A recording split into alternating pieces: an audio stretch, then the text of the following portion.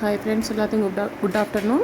இன்றைக்கி வந்து நான் என்ன காலையில் வந்து சமைச்சேன் அப்படின்னா, தோசை சுட்டு பாப்பாவுக்கு அனுப்பிட்டேன். எனக்கு மத்தியானம் தோசை வேணுமா, சோறு வேணான்னு சொல்லிட்டா. சரின்னு சொல்லிட்டு தோசை சுட்டு அவளுக்கு ஸ்கூலுக்கு மல்லி சட்னி வச்சு அனுப்பிச்சி விட்டேன். மதியம் சமையல் பண்ணிக்கலாம் அப்படின்னு சொல்லிட்டு. அதனால் வந்து எனக்கு வேலை அவ்வளோவா இல்லை காலையில், அதனால் வீடியோ போடல. அதுக்கப்புறம் பார்த்திங்கன்னா காலையிலேயே 6 மணிக்கெலாம் எழுந்திரிச்சு மாவு வந்து அரிசி வந்து ஊற வச்சுட்டேன். சரி, அதை மாவாட்டி எடுத்துடலாம் அப்படின்னு சொல்லிட்டு மாவாட்டினேன்.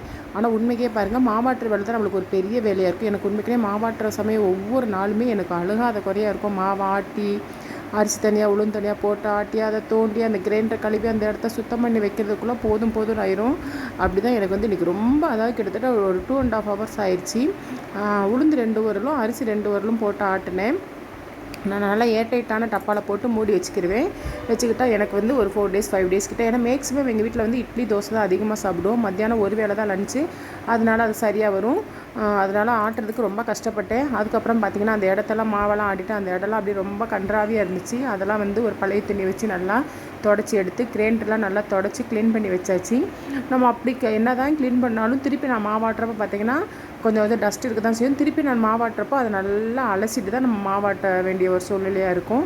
சரின்னு சொல்லிட்டு அந்த வேலையை முடிச்சுட்டு அதுக்குள்ளே மணியை பார்த்தேன். மணி 11 ஆயிடுச்சு. ஐயோ, மத்தியானம் லஞ்ச் வேறு சமைக்கணுமே அப்படின்னு சொல்லிட்டு, சரி நேற்று தேங்காய் கொஞ்சம் வெங்காயமும் கடலையும் வாங்கினேன். அது அப்படியே கூடையிலே இருந்தது. அப்படியே கூடையிலே இருந்தால் அது வெம்பி போயிடும் இல்லையா, கெட்டு போயிடும், யாருக்கும் பிரயோஜனம் இல்லாமல் போயிடும். அதனால சரின்னு சொல்லிட்டு ஸ்டோர் ரூமில் போய் அந்த கடலை நேற்று கொஞ்சம் அவிச்சிட்டு போக மீதி இருந்தது. அந்த கடலையும் வெங்காயத்தையும் நல்ல எண்ணெயிலே கொஞ்சம் உலர விட்டுட்டேன். அப்படின்னா நம்மளுக்கு வந்து கொஞ்சம் நாள் இருக்கும், கெட்டு போகாது.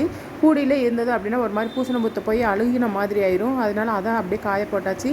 காய போட்டு மதியத்துக்கு லஞ்ச் வேறு சமைக்கணுமே, என்ன பண்ணுறதுன்னு பார்த்துட்டு கொஞ்சம் டயர்டாகவே இருந்தது. ஊரால் ஒரு 5 நிமிஷம் மட்டும் உட்காந்து ஒரே ஒரு வாழைப்பழம் சாப்பிட்டுட்டு சரி அடுத்து மத்தியானம் வேலையை ஆரம்பிக்கலாம் அப்படின்னு சொல்லிட்டு தேங்காய் தக்காளி வெங்காயம்லாம் கட் பண்ணி மதியம் சமையலுக்கு ரெடி ஆகிடுச்சு. ஃப்ரெண்ட்ஸ், இதுதான் இன்றைக்கி எனக்கு பொழுது இப்படி தான் போச்சு. உங்களுக்கு எப்படி பொழுது போச்சுங்கிறத கமெண்ட் பாக்ஸில் மென்ஷன் பண்ணுங்கள். மத்தியானம் என்ன சமையலுங்கிறத நான் வீடியோவில் போடுறேன். Okay friends, okay.